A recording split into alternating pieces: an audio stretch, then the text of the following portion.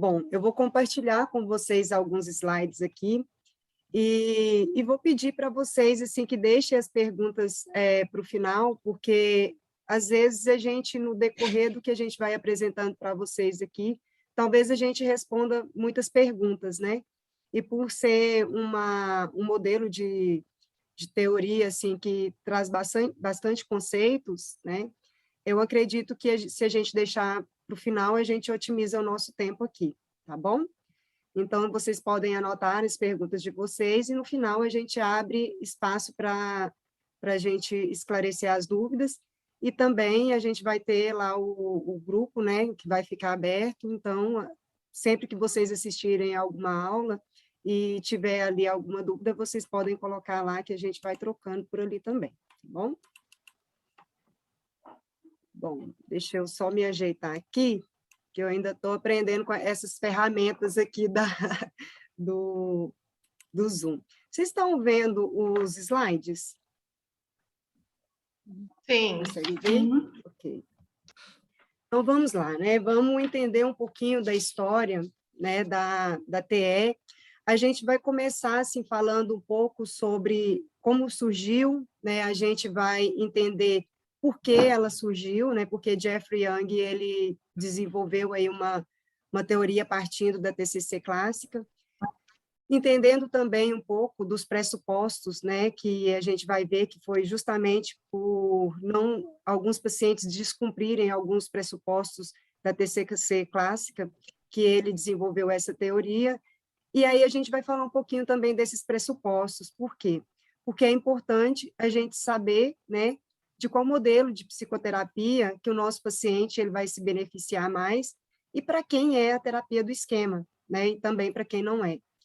E aí, partindo disso, nós vamos falar também sobre os conceitos ali principais, né, para a gente entender o que são esquemas, como surgiu os esquemas, como eles foram formados, como eles são mantidos, né, e quando as pessoas apresentam muitos esquemas, o que pode ser feito, né, então, hoje, a ideia seria trazer isso para vocês, para depois a gente entender como que a gente pode fazer uma formulação de caso baseado na terapia do esquema, né, quais são os elementos mais importantes ali a serem considerados, quais os instrumentos que a gente pode utilizar. Na próxima aula a gente vai verificar, né, quais são esses instrumentos, quais são as formas de avaliação e entender mesmo a aplicabilidade disso, e depois a gente partir para as técnicas, né? Também, né, voltando aqui um pouquinho, vamos falar também de relação terapêutica, que a gente vai ver que é ali um dos pontos mais importantes aqui a serem considerados na terapia do esquema. Então, vamos lá, né, partindo aqui do modelo conceitual, até coloquei aqui que seria a parte introdutória, eu peguei do capítulo 1 do livro do Jeffrey Young, da capinha laranja, né? Mas, assim, não vai estar sempre, assim, com a divisão dos capítulos, não. Foi até uma questão que eu esqueci de tirar, essa parte do capítulo. Mas vamos lá. Jeffrey Young, ele era aluno de Beck, né? Então, assim, ele começou a trabalhar muito com Beck, trabalhava com a TCC clássica, e aí ele era assim, um psicólogo norte-americano, e por volta ali de 1990, ele verificou que os seus pacientes, alguns deles não respondiam ao tratamento convencional, né, ou seja, a TCC clássica, a TCC beckiana.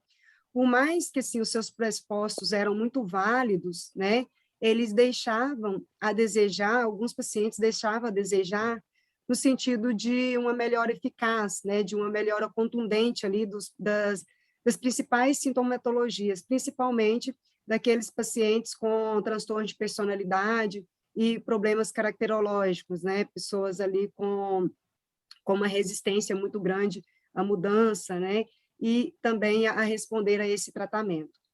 Bom, então, Jeffrey Young, ele começou em 1990 com a aplicação dos questionários, né, os famosos questionários dos esquemas. E aí, partindo disso, né, veio aí o seu primeiro livro, o Reinvente Sua Vida, que é esse livro aqui que ele escreveu para ajudar os pacientes, né? Ele seria um livro de autoajuda, e aqui tem categorizado 11 esquemas. Então, a primeira versão do questionário, ela abrangia esses 11 esquemas, né? Eu não vou relatar eles, que a gente vai falar dos 18 esquemas depois.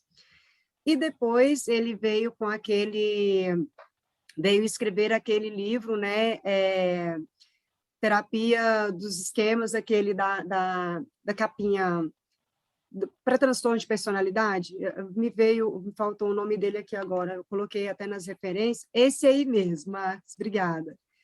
É Terapia Cognitiva para o Transtorno de Personalidade. Então, esse foi o primeiro livro, né, que trouxe ali alguma questão relacionada às pesquisas mesmo, a evidência, né, da comprovação da terapia dos esquemas. E depois, né, foi lançado esse livro aqui, da capa laranja, que é considerado a Bíblia. Então, esse livro, ele já tem ali, né, os 18 esquemas. Tem também os modos esquemáticos, que a gente vai entender um pouquinho o que significa esses modos, né? E também tem toda a parte assim, do modelo conceitual, né, das bases científicas explícitas no livro, e também tem sobre as principais estratégias, né, para trabalhar mesmo no setting terapêutico, no sentido de técnicas, né?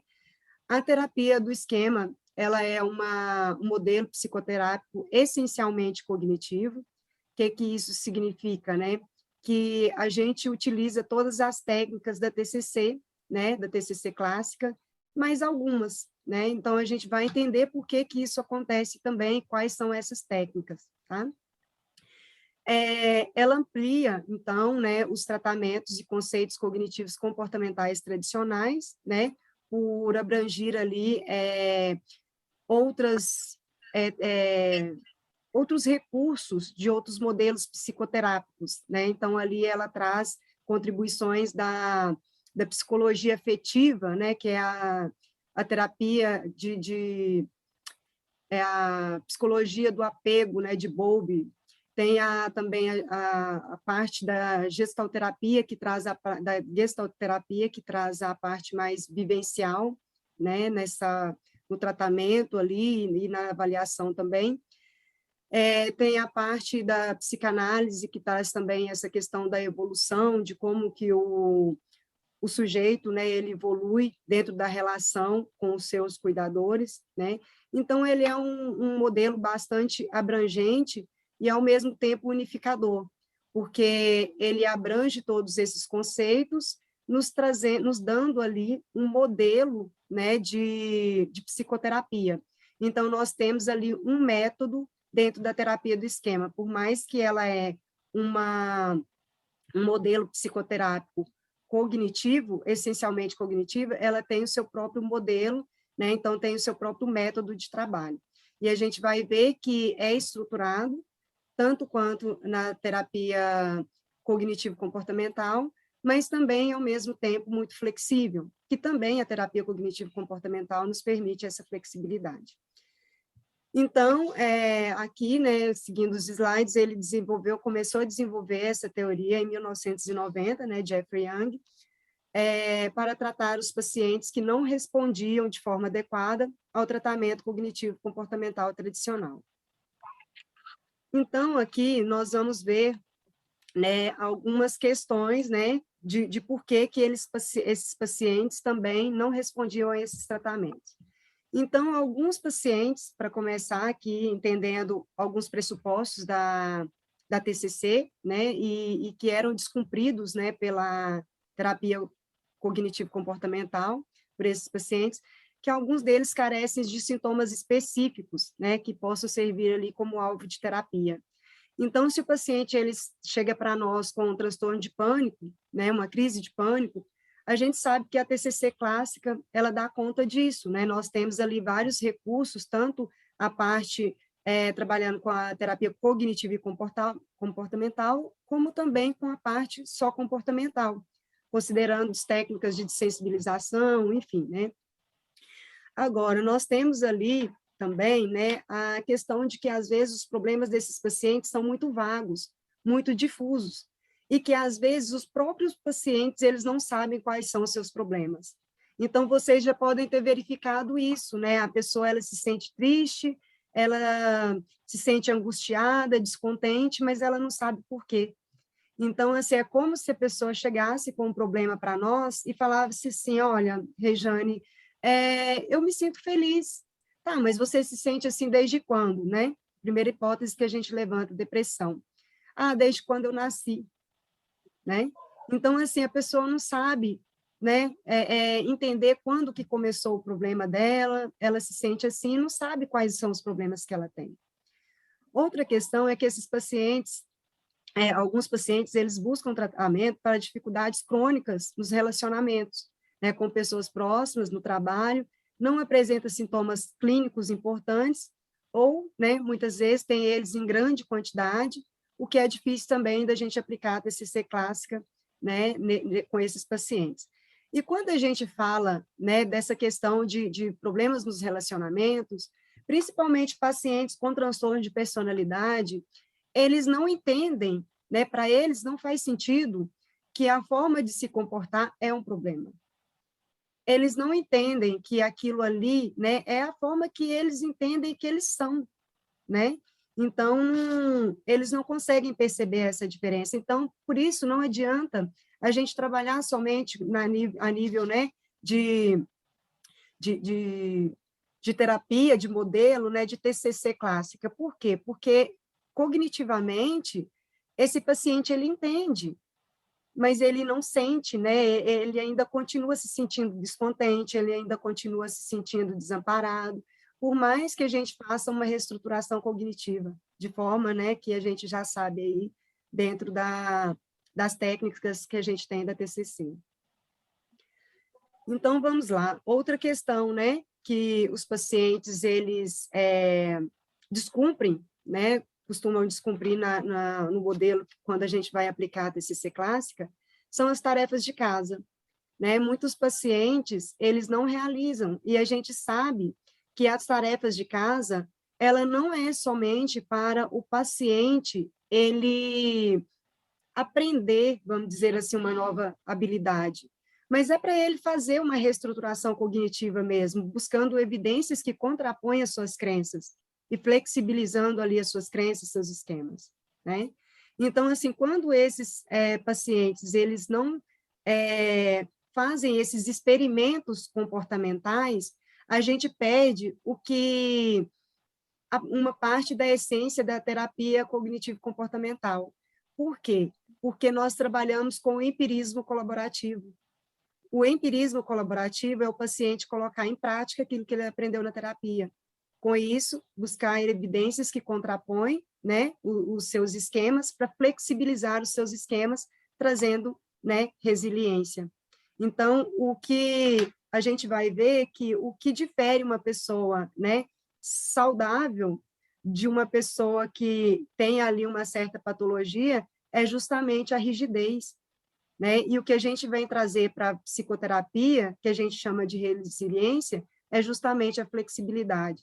Quanto mais rígido, mais grave, né? Então, a gente pode perceber isso em alguns pacientes. Outro pressuposto também, né, que a TCC clássica traz para nós, é que com um pouco de treinamento, os pacientes vão conseguir acessar as suas emoções, suas cognições e nos informar. Muitos desenvolvem evitação cognitiva e efetiva, bloqueiam pensamentos e imagens perturbadoras. Então, alguns pacientes, eles não conseguem acessar essas memórias, essas emoções, né, somente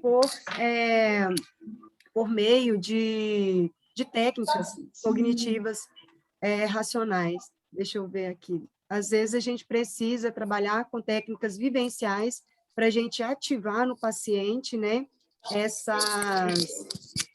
Deixa eu ver. Gente, eu acho que eu não estou gravando. Peraí, deixa eu confirmar aqui. Só um minutinho. Está gravando sim, Rejane. Ai, que bom, que bom. Então, vamos lá. Obrigada, gente. Eu até assustei. Falei, ai, meu Deus. Meus esquemas aqui foram acionados. Mas aí, vamos lá. Então, o que acontece, né? Esses pacientes, às vezes, eles entram no modo desligado, né? E aí a gente vai ver aqueles pacientes que, às vezes, debocham na terapia, ou que está tudo bem, né? Então, a gente vê ali que eles não estão acessando ali as suas memórias, as suas cognições mais... deixa eu voltar aqui para eu fechar. Oi, Rejane. Desculpa te atrapalhar. Pede para o pessoal ligar o microfone. Fique com o microfone ligado. Podem desligar aí, por favor? Por que escureceu isso aqui? Deixa eu ver aqui. Esqueceu ligado. Aí, agora deu certo.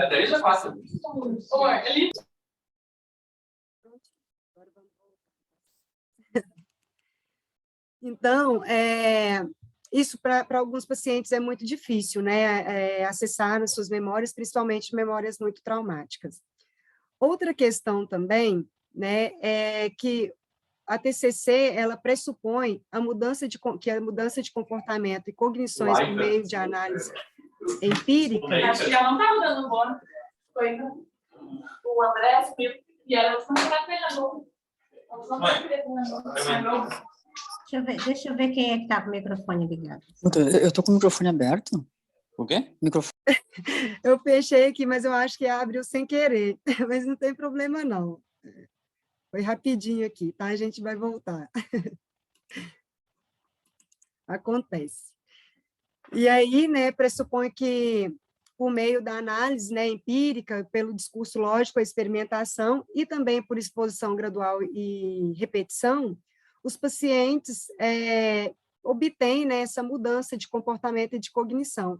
Porém, né, alguns pacientes, principalmente pacientes crônicos, são muito resistentes à mudança, são muito rígidos em termos assim, de pensamentos, de comportamentos, né, às vezes muito exigentes, e isso pode configurar também uma marca ali dos transtornos de personalidade, né?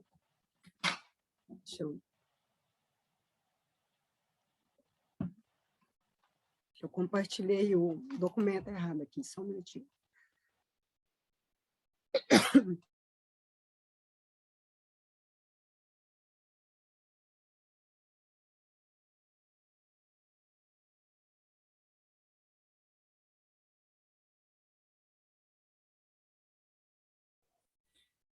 Tá desligado o microfone. Microfone, tá... agora sim. Obrigada, que eu fui tossir aqui. Uma outra questão aqui é que a TCC pressupõe que os pacientes podem desenvolver uma relação terapêutica colaborativa, né? E que juntos, terapeuta e pacientes, eles vão trabalhar, né, em cima de mudanças para que o paciente ele tenha melhora.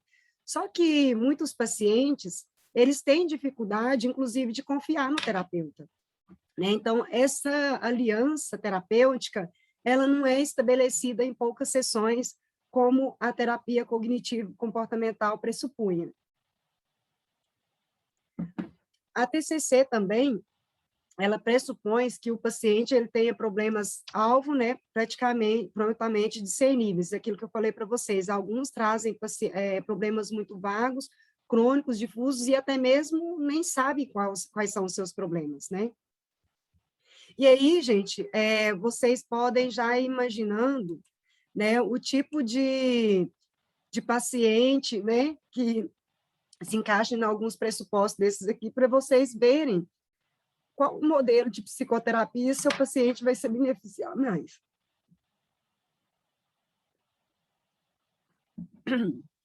Hoje a garganta aqui está puxada. Peraí. Rejane, por favor, aumenta a tela. Diminuiu. Oi? Não entendi. Você dá um F5 para aumentar a tela, por favor. Do jeito que trava. Só um minuto, Fábio. Ah. Para mim sumiu, não está aparecendo os slides aqui para mim, não. Não, peraí, deixa eu voltar aqui.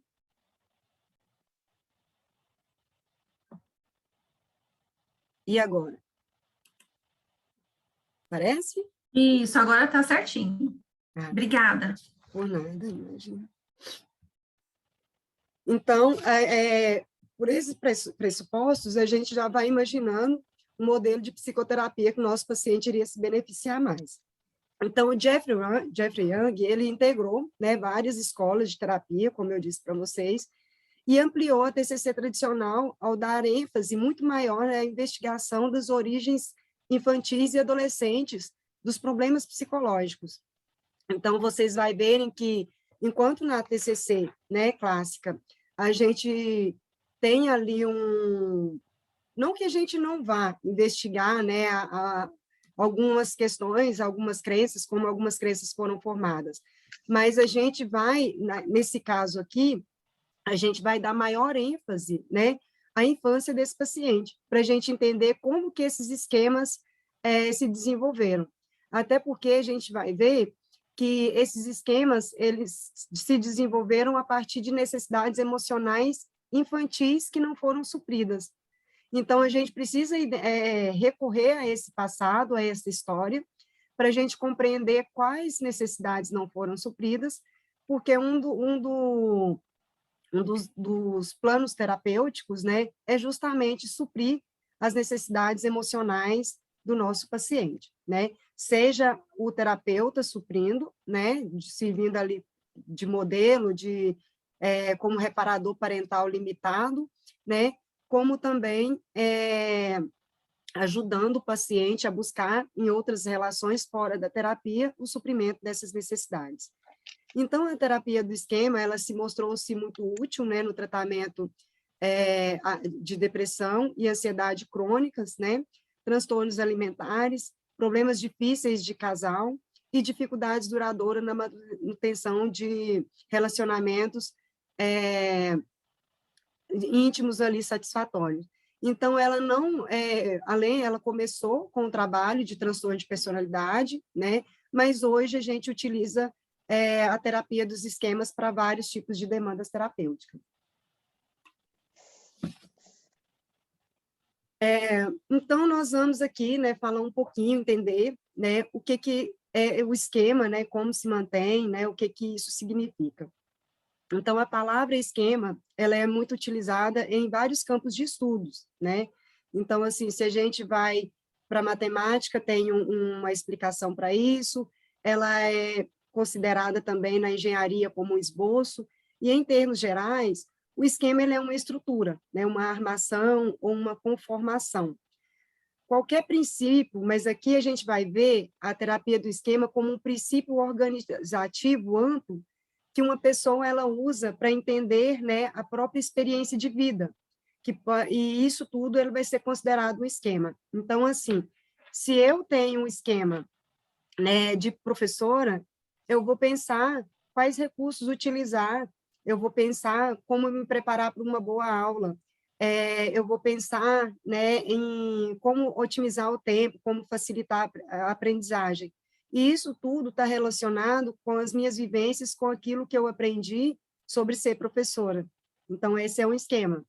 E a gente vai ver, né, que aqui a gente dá muita ênfase nos esquemas desadaptativos, porque geralmente são esses tipos de esquemas que vão trazer o paciente para a psicoterapia. A gente tem aquele paciente também que vem em busca de autoconhecimento, mas a gente sabe que é a minoria, né? Por isso, a gente foca mesmo aqui nos esquemas desadaptativos. E o que acontece, né? Por meio da coerência cognitiva, né, e da economia psíquica também, muitos esquemas, eles formados em etapas iniciais da vida, são superpostos a experiências posteriores. Então, assim, vamos pensar, se eu tivesse que aprender a cada vez como dirigir, eu tenho o meu esquema aqui de como é dirigir um carro, mas quando eu fui dirigir a primeira vez, eu utilizei muitos recursos psicológicos, né, cognitivos ali, frustração no sentido de não estar conseguindo, cognitivos no sentido da atenção, da concentração, né, da orientação. Então, eu utilizei muitos recursos para aprender a dirigir. Agora, pense se cada vez que eu fosse dirigir, eu precisasse utilizar a mesma quantidade de recursos. Então, a gente parte pelo automatismo, pela coerência cognitiva. Então, a gente vai ver que, por essa coerência cognitiva, muitas vezes a gente atrai para nós aquilo que mais nos machuca. Porque, por mais que nos é desconfortável, é aquilo que a gente conhece. Por mais que nos causa dor, é aquilo que nos é familiar. Então, o esquema, a gente viu que ele pode ser tanto positivo, né, como, eu vou dirigir um carro, né, eu tenho um esquema ali de ser uma boa professora, como negativo, né, e também adaptativo ou desadaptativo. Né, eu estava até comentando com uma colega que foi apresentar um caso, né, no grupo de estudos, e ela falou uma questão sobre a questão da ansiedade, né, nesse momento de pandemia. Mas tem situações, né, a ansiedade nesse momento, ela foi adaptativa, para nos proteger ali dos perigos, para nos proteger ali, para a gente poder ficar mais em casa. Então, o que seria evolutivo para nós nesse momento, né, seria obter uma ansiedade. Então, nós teríamos mais chance de sobreviver a essa pandemia se a gente estivesse ansioso e se protegesse contra, né, essa pandemia. Então, tem situações que a gente precisa para se adaptar, né? Então, tem os adaptativos e os desadaptativos. Então, vamos lá. E o que seria o conceito de esquemas na visão de Beck e na visão de Jung, né? Beck, até está escrita a palavra aqui errada, Beck colocou que qualquer princípio organizativo, né, onde um indivíduo ele use para compreender a própria existência de vida. Então, os esquemas, né, muitos dos quais foram formados na infância, eles tornam-se mais complexos e superpostos a experiências posteriores, mesmo quando não são mais aplicáveis.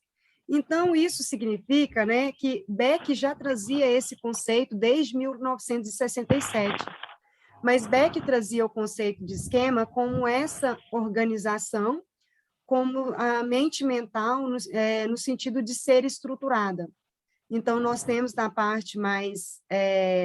nós temos aqui a consciência, né, que é esse estado que nós estamos aqui de atenção nesse momento, e se a gente for pensar assim numa parte mais, vamos dizer assim, mais como se fosse uma cebola, né? Eu gosto de usar muito esse exemplo porque fica mais fácil da gente visualizar. A parte da casquinha da cebola ali seria a consciência.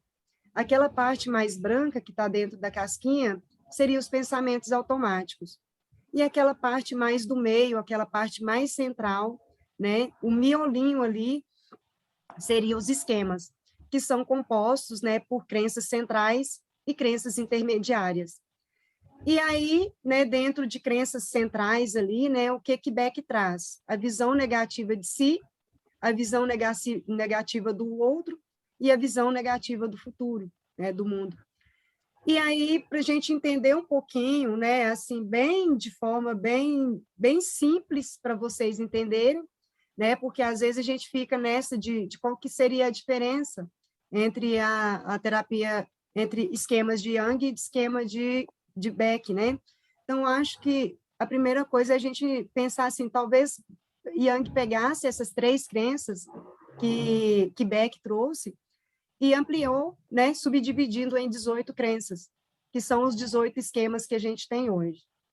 Então, aqui para Jung, né, ele traz aqui uma questão um pouco diferente também, que uma contribuição que amplia, né, eu não acho que é diferente, eu acho que complementa, né, que os esquemas eles se desenvolvem como resultado de experiências de infância, podendo estar fortemente relacionados a transtorno de personalidade.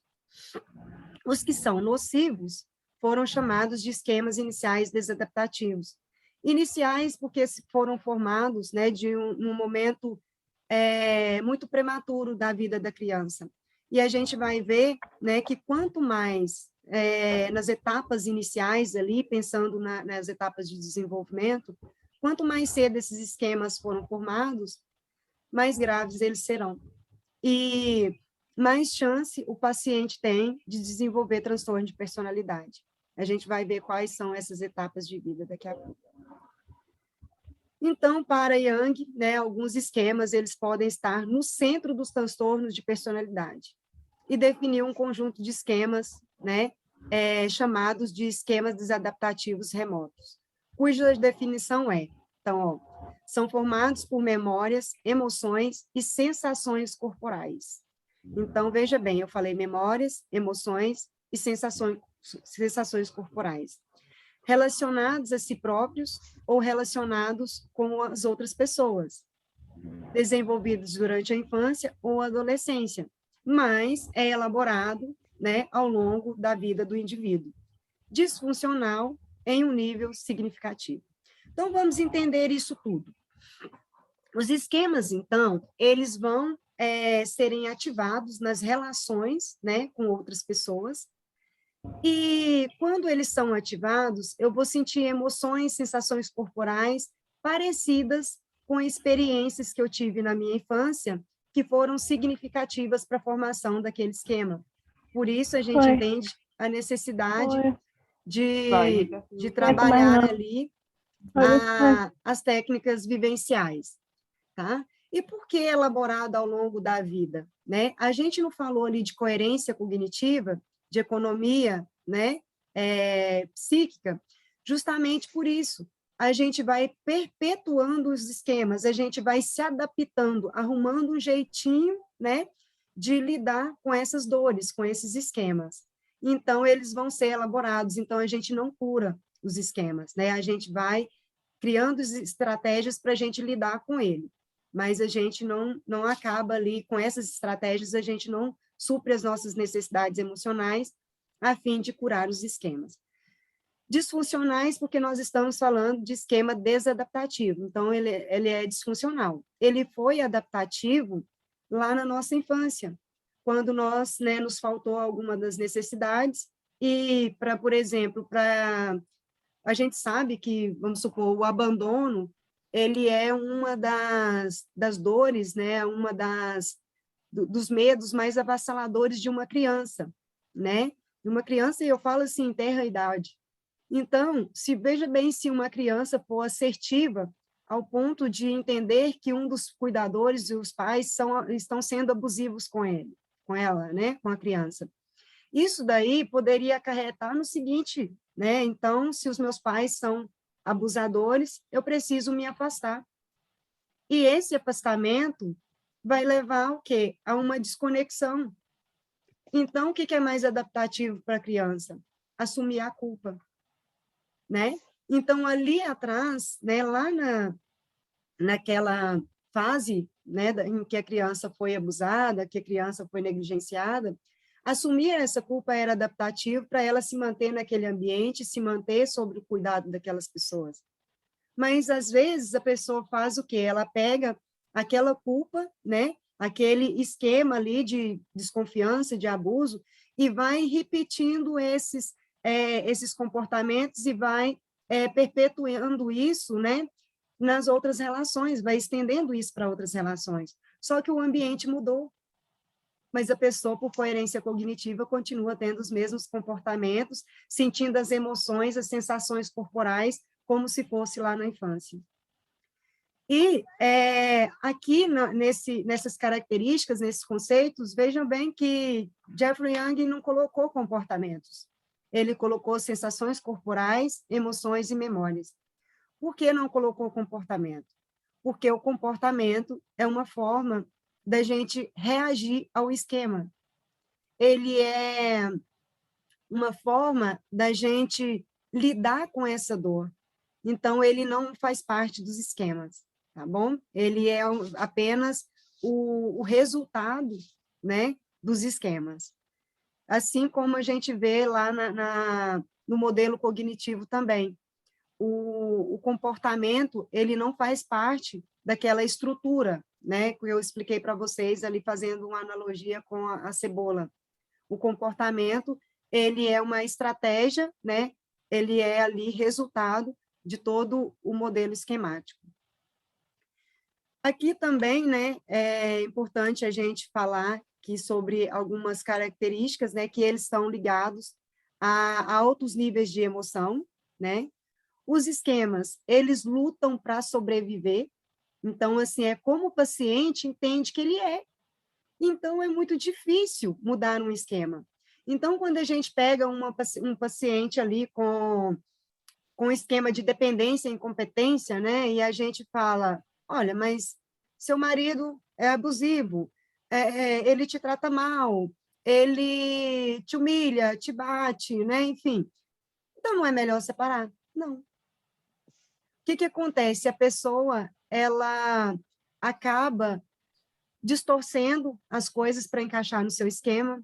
Às vezes, ela tem ali também um estilo de enfrentamento ali, de resignação, então ela, não adianta, vai ser sempre assim, eu não mereço ser amada, as coisas não vão mudar. Então, eles lutam para sobreviver. Então, até mesmo porque era por causa daquela questão que eu falei para vocês, daquela necessidade instintiva de coerência cognitiva. Então, eu vou buscar aquilo que me é familiar, mesmo que me cause dor, né? Então, assim, isso a gente consegue observar nos padrões de comportamento, né, dos pacientes também. Resultam também do temperamento inato, mais experiências ambientais. Então, a gente vai ver um pouquinho disso também, mais especificamente. São ativados por eventos ambientais relevantes para o esquema, então, aqueles eventos que são parecidos, que causou ali uma dor parecida, né, com aquela, né, que sentida na infância.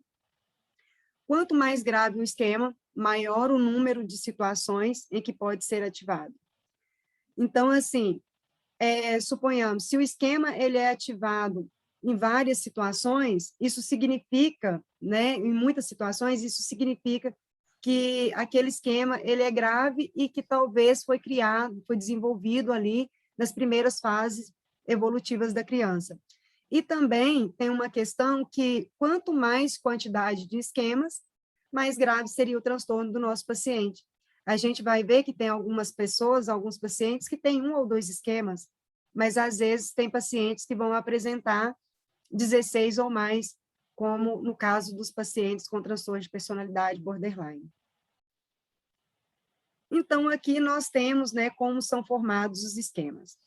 Os esquemas, eles são formados, né, por temperamento, nós vamos ver um pouquinho sobre isso, as necessidades emocionais básicas não satisfeitas, né, porque nós estamos falando de esquemas iniciais desadaptativos. Se nós estivéssemos falando de esquemas adaptativos, necessidades emocionais satisfeitas. Experiências de vida precoces, traumáticas. Nós vamos ver alguns tipos dessas experiências e dessas características, né? Então, assim, desses fatores, desculpa, no sentido do temperamento, né? Então, ele é visto como a base, né, que determinará as tendências de funcionamento do indivíduo. O que significa isso, né? O temperamento, se a gente for olhar para um bebê, né, a gente olha para um bebê, a gente já consegue pensar no tipo de temperamento que ele tem. Alguns bebês são aqueles bebês, assim, das carinha bem ruim, bem bravo, né? Alguns bebês são mais chorão, outros bebês são mais dóceis. Tem bebês, assim, que a gente olha, dá vontade de pegar, né? Eles já vêm sorrindo para a gente. O que isso significa?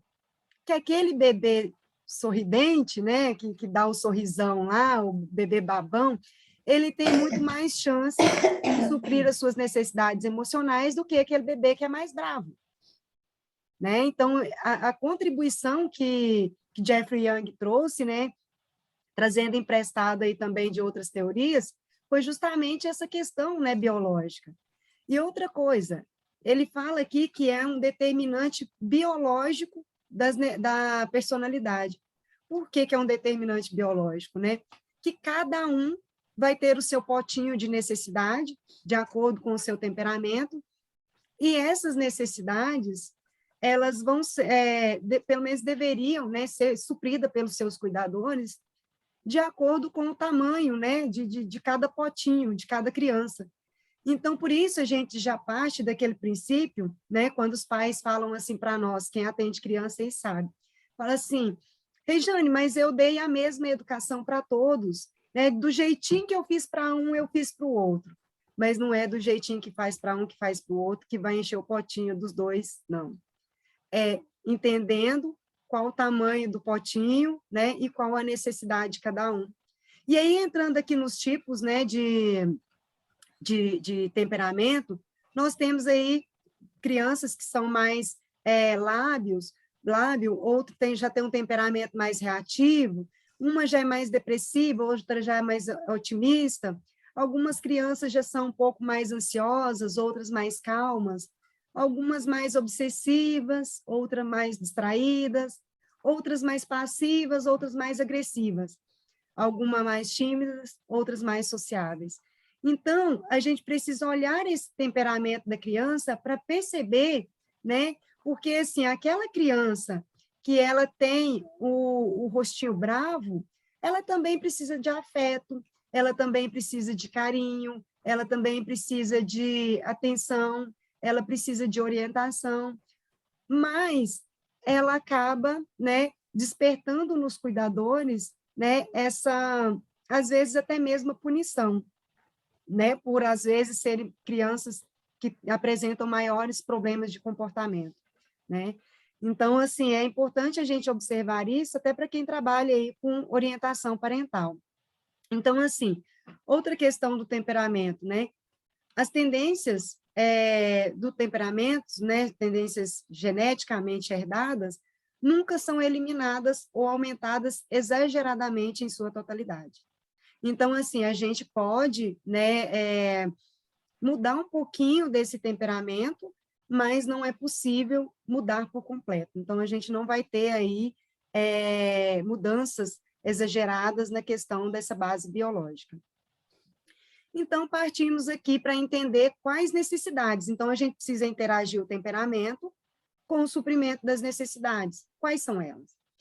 Então, as crianças, né, assim, quando nasce, a primeira necessidade emocional ali é a necessidade de vínculos seguros, né, vínculo e pertencimento. Então, a criança, ela precisa se sentir ali amada, ela precisa se sentir pertencente, ela precisa de afeto. E o que acontece, né? Muitas vezes, essa necessidade ela não é suprida. E como nós somos mamíferos, até por uma questão de sobrevivência, nós precisamos dessa atenção, se sentir pertencente, se sentir conectado. E aí, quando essa necessidade ela não é suprida, é aqui que desenvolve, né, os principais transtornos. Não que nos outros não tenham, né, mas aqui seria mais grave, vamos dizer assim. Nós temos também a necessidade de autonomia. Essa necessidade de autonomia é o quanto eu me sinto capaz, o quanto eu me sinto que eu consigo fazer as coisas, que eu consigo dar conta da minha própria vida, no sentido, assim, da identidade, né, gente? No sentido como que eu digo assim, de acordo com a idade da criança, que a gente vai desenvolvendo isso. Se a criança consegue tomar banho, por que eu vou dar banho nela? Se a criança consegue comer sozinha, né, e já deveria estar comendo sozinha por causa da idade dela, eu já devo deixar ela comer sozinha. Então, assim, até atendi uma família esses dias que estava com problema de desfraude, né? E aí a gente foi entender um pouco, ficava com a avó, a criança. Quando a gente foi ver, a criança de 4 anos e meio estava mamando mamadeira. E aí eu perguntei para a mãe, falei, mãe, qual que é o recado que você está dando para essa criança, né? Que a avó, no caso, estava dando, que a mãe não estava sabendo, né? Então, assim, na verdade, simbolicamente, a criança estava entendendo que ela não era capaz, que ela não estava preparada, porque ela era um bebê. Simbolicamente, isso que a criança estava entendendo, né? Que as crianças são excelentes observadoras, mas são péssimas intérpretes, né? Então, a gente já percebe por aí o quanto é importante, né, a gente encorajar as crianças para fazer aquilo que elas já conseguem fazer sozinha. E a questão da autonomia, gente, aqui entra também até uma questão de, às vezes, uma superproteção, a gente vai entrar também na parte da experiência. Às vezes, isso configura para a criança uma das violências mais emblemáticas, porque é onde nasce aqui, a gente vai ver isso também, mas esquemas de fracasso, dependência, incompetência, emaranhamento, né? Outra necessidade importante aqui, né, é a necessidade de liberdade de expressão e necessidade, mas liberdade de expressão legítima, né? De expressão de que eu não estou bem, né? Ou de falar aquilo que quer, né? E poder ser orientada a partir daquilo, né? De poder não estar bem naquele momento, né? E muitas vezes a gente vê pais, né, que suprimem essa necessidade da criança quando a criança chora, né? Punindo, mandando engolir o choro, né? E por aí vai. Outra questão, outra necessidade importante é de espontaneidade e lazer. Então, a criança precisa brincar, a criança precisa se divertir, ela precisa, né, dessa necessidade para que ela foque em aspectos positivos da vida, né, e que não cresça como uma criança que tem uma visão só negativa, né? E aí é um convite também, né, quando essa necessidade não é satisfeita, a depressão e vários transtornos psicológicos que a gente já sabe que chega na psicoterapia. Inclusive toque, né? A gente vê na questão da dificuldade, da espontaneidade, a questão em relação ao toque. Limites realistas e autocontrole, né? A gente também tem essa necessidade, a criança tem essa necessidade de limites realistas. Então, assim, não é um limite imposto, é um limite com afeto. Aí a gente pensa, né, como é difícil, às vezes, chega uma criança chorando em casa porque a professora brigou porque ela bateu no coleguinha. Essa criança, ela está triste porque a professora brigou. Olha a necessidade de liberdade de expressão legítima. A criança, ela precisa também da conexão desse cuidador, porque ela precisa ali, né, se sentir pertencente também, porque eu não quero me sentir abandonada nesse momento, porque eu tive um problema de mau comportamento. Ao mesmo tempo, né, a mãe precisa colocar limite. Olha, eu entendo que você está triste, eu entendo que, né, isso não foi legal, e você não pode bater no coleguinha. Veja, eu não usei humilhação, eu não usei punição, mas também, né, colocou-se limites. Claro que vai depender de cada criança e de aquilo que cada um acredita como pai ou mãe, né? Bom, é necessário, né? Por isso que é tão difícil ser pai e mãe, né? Porque às vezes a gente vai fazer isso, fala para os colegas, né? Para os psicólogos, e eles falam, nossa, Regiane, mas é difícil demais suprir tanta necessidade. Sim, mas também é difícil ser pai e mãe. Por isso que os pais aí vivem exaustos, né? Principalmente nesses primeiros anos de vida. É muito prazeroso, mas não é uma tarefa fácil. E aí nós vamos entrar, então, aqui nessa parte, né, da origem dos esquemas, no sentido das contribuições das experiências de vida, né? Então, aqui, as experiências de vida nocivas, né, configuram a origem básica dos esquemas. É importante a gente entender que, quando a gente fala de experiências nocivas, é importante da gente falar que isso também é de forma continuada. Não é uma única vez que eu vou chegar para o meu filho, né, e vou, por exemplo, dar uma palmada nele, que ele vai desenvolver ali um esquema de postura punitiva ou desconfiança e abuso. Não é uma única vez. Mas aqui nós estamos falando de experiências nocivas continuadas, tá? E aí entra o primeiro tipo, né, de experiência, que é a frustração nociva de necessidades. Então, o ambiente, ele carece de sensações, né, importantes, como estabilidade, compreensão, amor, mas essa carência, ela deve ser de forma continuada. Mas vai ficar dormindo. Gente, alguém está com o microfone ligado? Podia desligar, por favor? Nós temos aqui também a traumatização ou a vitimização. Claro que a gente entende que um trauma, um abuso, né, vamos supor assim, uma experiência muito traumática, um assalto, pode instalar ali um trauma na criança, pode instalar um esquema na criança, mas na maioria das vezes não é isso que acontece, tá? Então, assim, por que é importante a gente diferenciar isso? Porque como a gente tem uma situação traumática, às vezes a gente consegue trabalhar com as técnicas da terapia cognitivo-comportamental clássica, sem precisar voltar-se para o tratamento de esquemas. Por que que eu falo isso, né? Porque a terapia do esquema, como a gente está vendo aqui, é um modelo de psicoterapia sofisticado e a gente não vai querer matar ali, vamos dizer assim, um mosquito com a bola de canhão.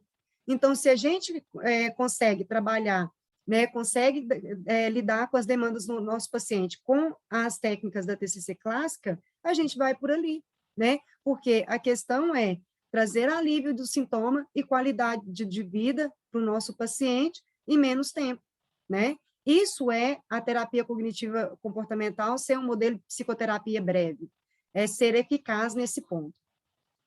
A questão ali que eu falei para vocês também sobre a superproteção é que a terapia cognitivo, a terapia do esquema também é parte de que as experiências de vida, onde a criança ela é super protegida, ela passa por uma quantidade excessiva de experiências boas e não tem aqui a frustração, né?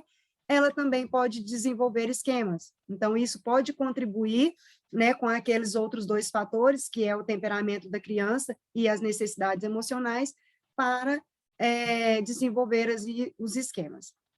Então, a superproteção, ela entra nessa saciação de necessidades, né? Aqui também nós temos a internalização ou a identificação seletiva com pessoas importantes. Então, a criança ela pode ali se identificar, né, internalizar ali sentimentos e pensamentos, e também comportamentos dos pais. Então, assim, pais que às vezes são muito doentes, né, são depressivos, né, e tem alguns outros tipos de transtornos, a criança também pode se identificar e internalizar alguns sentimentos desses cuidadores. Aqui nós temos, né, então, como resultado disso tudo que a gente falou, né, e nós vamos entrar agora nos esquemas, né? Então, a partir dessas necessidades emocionais básicas que não foram satisfeitas, né, seja ali pela questão do temperamento ou pelo ambiente, nós vamos ali ter, então, 5 domínios esquemáticos. Nós vamos entender o que são esses domínios, tá? E entendendo que, já adiantando aqui, que domínios são necessidades emocionais não satisfeitas. Então, nós falamos de necessidades emocionais, o que a criança precisa, agora nós vamos ver quando isso não é satisfeito, o que que acontece. O resultado disso é que a gente pode formar ali 18 tipos de esquemas, que vão perpetuando ali, né, se não forem tratados ao longo da nossa vida.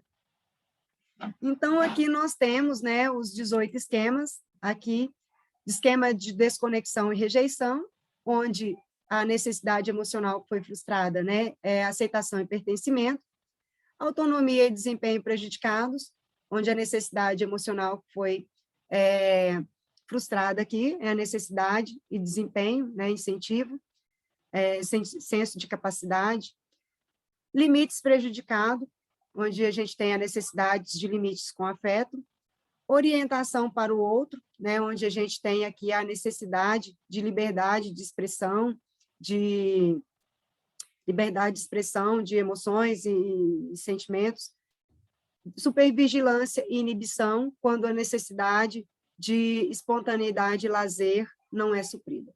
Então, nós vamos ver agora, né, onde cada um desses esquemas se encaixam e quais são os tipos de esquemas que foram desenvolvidos em cada uma dessas etapas em que as necessidades emocionais não foram supridas. Aqui nesse primeiro domínio, né, então a gente viu que o nome, né, dessas necessidades emocionais não supridas se chama domínios esquemáticos. Por que domínios esquemáticos? Elas vão ali categorizar, é como se fossem as caixinhas de fósforo, né?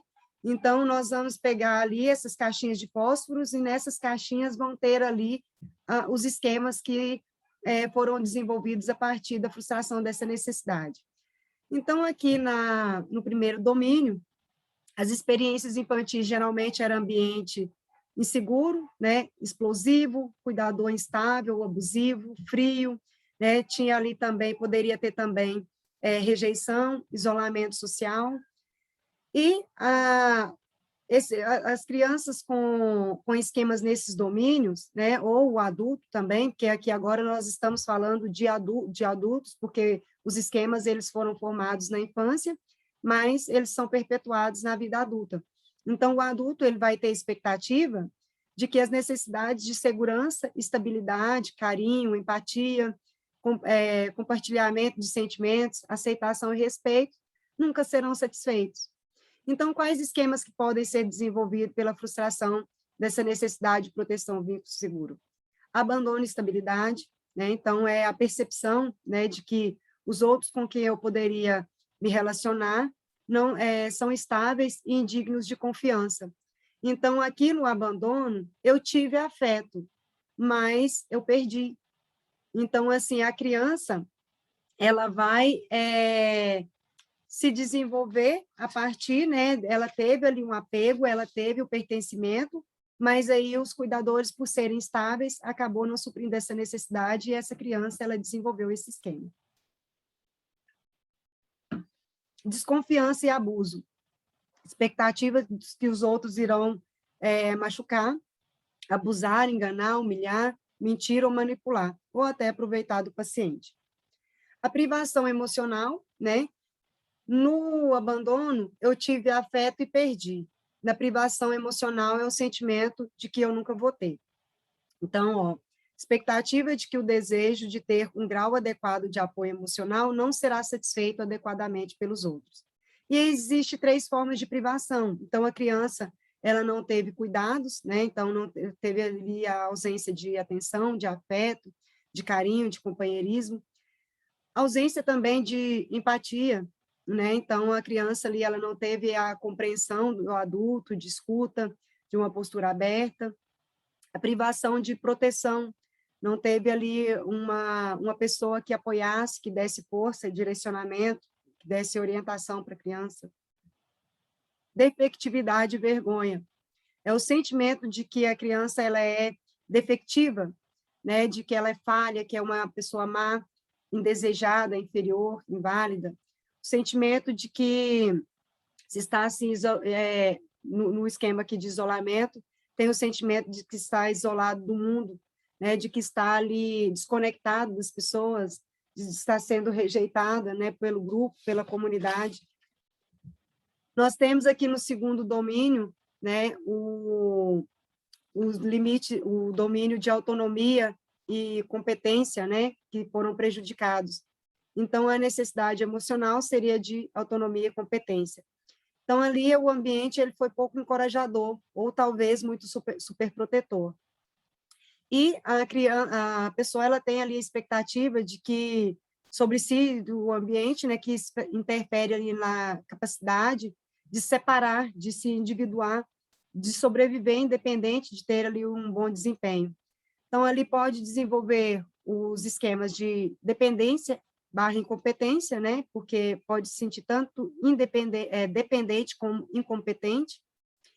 E existe a crença ali de que a criança, o adulto, ele é incapaz de dar conta da própria vida.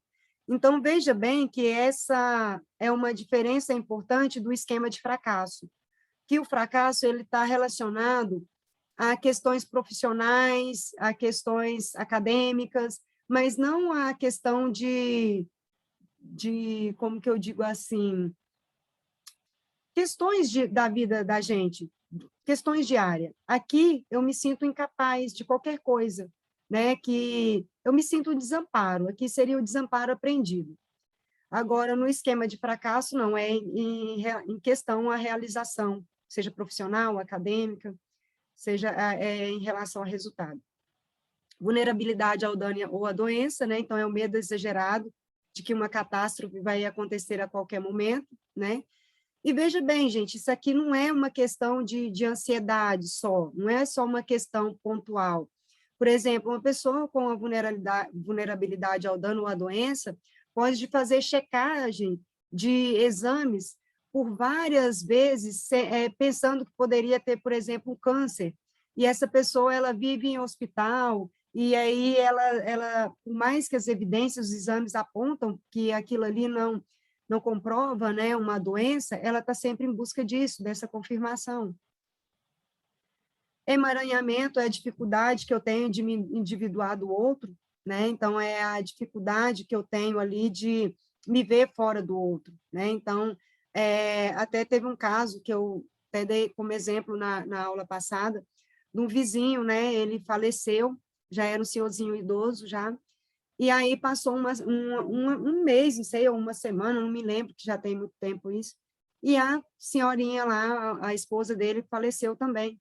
Então, assim, quando o médico foi passar, né, o que havia acontecido, né, ele falou que ela morreu de amor. Não tinha, assim, uma causa médica, né, para dizer. Claro que tem a questão da pressão, a pessoa vai ficando triste e tal, então ela morreu de tristeza, né, morreu de amor. Então, isso retrata muito a questão do emaranhamento. Mas a gente pode pensar no emaranhamento de uma forma mais sutil para a gente entender. Sabe aquele paciente que, se o marido vai trabalhar, isso geralmente é mais fácil da gente identificar em mulheres. O marido vai trabalhar, a pessoa se sente como se ela tivesse sozinha, sente uma ansiedade muito grande, uma dor muito grande, fica doido para a pessoa chegar, pode representar um esquema de emaranhamento. O fracasso, como eu disse para vocês, né, é o sentimento que vai fracassar em relação às conquistas, seja escola, trabalho, esporte. Aqui, né, no terceiro domínio, nós temos os limites prejudicados, né, onde a necessidade que não foi satisfeita é limite realista e autocontrole. Então, assim, o paciente, geralmente o ambiente ali foi muito permissivo, né, negligente, ou às vezes com um senso de superioridade. Então, o paciente, geralmente, ele tem dificuldade aí nos limites internos, né, em relação à responsabilidade com os outros, ou orientação para objetivos, né, no sentido do autocontrole. Então, muitos pacientes, eles acabam tendo uma necessidade muito grande aqui, no sentido do autocontrole, de antecipar a gratificação e dificuldade de adiar a gratificação. Aqui, numa delas, nós temos aqui a questão do arrogo, da grandiosidade, né? O paciente ele pode se sentir superior aos outros, né? Ou merecedor né? de favores, merecedores de privilégios, né? Enquanto o outro não, ele se vê assim. O autocontrole e autodisciplina insuficiente, né? É a incapacidade de se controlar, né? É a dificuldade aí de adiar a gratificação. Então, aqui está muito relacionado a pacientes com uma certa compulsividade, né? Ou pacientes também que acabam procrastinando. Aí a gente precisa avaliar o que está por trás disso, porque, como eu disse para vocês, o comportamento ele é resultado do esquema. Então, um comportamento ele pode ser resultado de esquemas diferentes. Aí a gente precisa entender o que o paciente pensa e sente. Subjugação, né, submissão excessiva ao controle dos outros, por sentir-se coagido, submetendo-se para evitar a raiva. Então, essa subjugação aqui, o paciente, veja bem, ele não faz isso de forma natural, ele se submete ao outro, à pressão, à preferência dos outros, mas ele se sente coagido. A gente vai ver que no autossacrifício existe o mesmo comportamento do paciente fazer para o outro aquilo que é importante para o outro. Mas a gente vai ver que o sentimento do paciente ele é diferente do que esse sentimento de subjugação. No quarto domínio, né, nós vamos ter aí também 3 esquemas, né, no caso, o autossacrifício é um deles, que eu disse para vocês, né, um foco excessivo no cumprimento, só que agora veja a palavra, voluntário das necessidades do outro. Então, aqui no autossacrifício, a questão é que eu percebo o outro como frágil, e aí eu cumpro as necessidades dele de forma voluntária, né? Isso a custa das minhas próprias gratificações, né? Então, ali não tenho a coibição, não tenho o controle do outro, como tem na subjugação. Busca de aprovação e reconhecimento, né, uma ênfase excessiva na obtenção da aprovação do outro, do reconhecimento ou atenção das outras pessoas. Então, a minha autoestima, muitas vezes, ela depende ali da aprovação das outras pessoas. Aqui tem também, né, os esquemas do 5º domínio, que é a supervigilância e a inibição, onde as necessidades não satisfeitas foram de espontaneidade e lazer. Aqui nós vamos ter também 4 domínios. Entre eles, né, aqui entendendo a experiência, né, ênfase excessiva na supressão dos sentimentos, né, dos impulsos e das escolhas pessoais espontâneas, ou na criação de regras e expectativas internalizadas rígidas, pais muito controladores, muito rígidos, muito punitivos, né? E pouco lazer, né? Então, um dos esquemas aqui, negativismo, pessimismo, é o foco exagerado ali, que, né, toda a vida ali vai ter ali sofrimento, perda, decepção, conflito, né? Falta assim, falta de conseguir mesmo enxergar os aspectos positivos da vida. Então, fica focado só nessa questão negativa, traição, ressentimento, e por aí vai. Inibição emocional, né? Na inibição emocional é a dificuldade, né, de expressar o que eu sinto. Então, ali vai envolver também sentimentos de desaprovação, né, para evitar a desaprovação, sentimento de vergonha ou de perda de controle dos próprios impulsos. As áreas mais comuns, né, vai envolver a inibição da raiva e da agressão, dos impulsos positivos, por exemplo, a alegria, a excitação sexual, a brincadeira, a dificuldade de expressar a vulnerabilidade, né, ou comunicar-se livremente seus sentimentos, e ênfase excessiva na racionalidade. A gente pode ver que muitas vezes a gente tem pacientes ali no consultório que eles são muito racionais, né? Eles vão contar o que aconteceu durante a semana.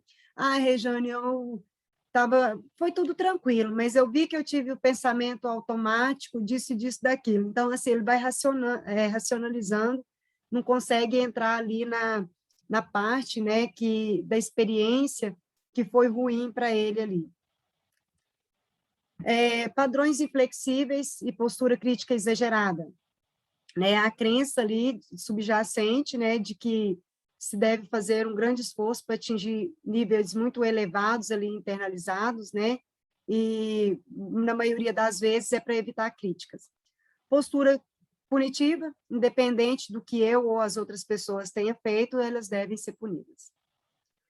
E aqui, né, nós temos também, então a gente terminou os 18 esquemas e nós vamos entender uma parte do comportamento, né? Então, aqui nós temos 2 processos esquemáticos, né? Nós temos o processo de cura e o processo de perpetuação. Então, o processo de cura é quando o paciente ele supre suas necessidades emocionais. Mas, como a gente viu, por coerência cognitiva, geralmente o que ele faz é perpetuar os esquemas. Então, esse processo de cura, ele dificilmente vai acontecer, se não por meio de psicoterapia. Ah, Rejane, mais um paciente com esquema de desconfiança e abuso pode se casar ali com um esposo, um cônjuge, que é uma pessoa confiável e a longo prazo curar esses esquemas? Pode, mas isso é muito difícil de acontecer, tá? Então, assim, como a gente sabe, né, a maior parte das vezes, na maioria das vezes, vai precisar, sim, né, da psicoterapia para curar esses esquemas. E por que eu falo assim, curar, né, gente?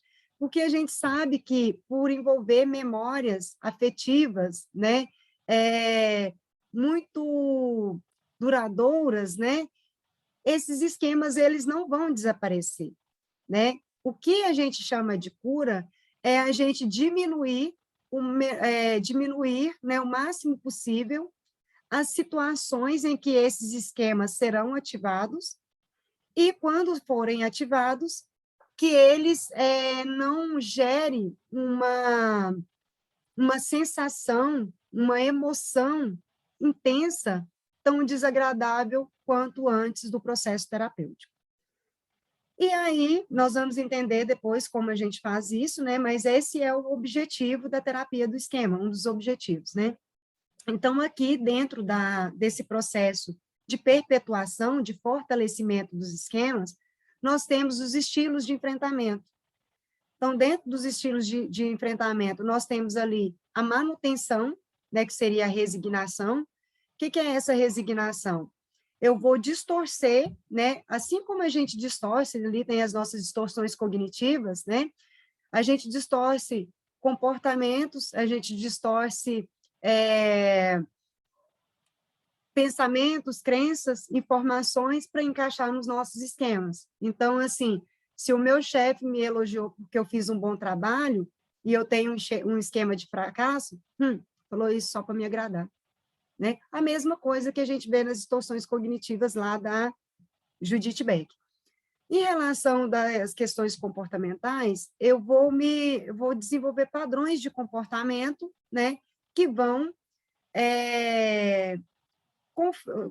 ali manter os meus esquemas, como, por exemplo, aquela paciente que você tem, né, aquela paciente ou o paciente, né, que a gente fala, fulano parece que tem o dedo podre. Só arruma homem ou mulher daquele perfil. Então, isso é um padrão de comportamento, né? Outra questão, aí lembrando, não é porque a pessoa quer, né? Lembrando da coerência cognitiva. Outra questão, evitação. Então, a pessoa ela vai evitar situações, né? Ou evitar situações ou se comportar de uma forma em que os seus esquemas, eles são desconfirmados, né? E aí nós temos aí a evitação cognitiva, aí a afetiva e a comportamental. Nós também vamos ter a compensação. Nós vamos ver aqui mais exemplos disso, tá, gente? Estou dando uma pincelada só para explicar que a gente tem 2 processos. Depois a gente vai falar separadamente a função de cada processo.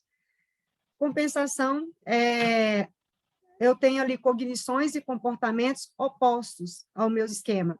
Então, por exemplo, se eu fui abusada, eu vou abusar. Seria basicamente isso. Eu abuso para não ser abusado. Então, aqui na manutenção dos esquemas, né? Então, é o processo pelo qual os esquemas são reforçados no nível cognitivo, né? Existe ali o uso de distorções cognitivas, maximização, minimização, abstração seletivas, aquelas mesmas que a gente viu nos tipos de distorções cognitivas lá da Judith Beck, que o Beck traz isso muito bem, né? Nós também podemos distorcer a nível comportamental, como eu falei para vocês, né? Pessoas que buscam ali relacionamentos abusadores. Na evitação, né? Nós temos ali um processo voluntário para evitar a ativação dos esquemas e os afetos a eles relacionados. Nós podemos ter ali a evitação cognitiva, como o bloqueio de pensamentos, imagem e comportamentos.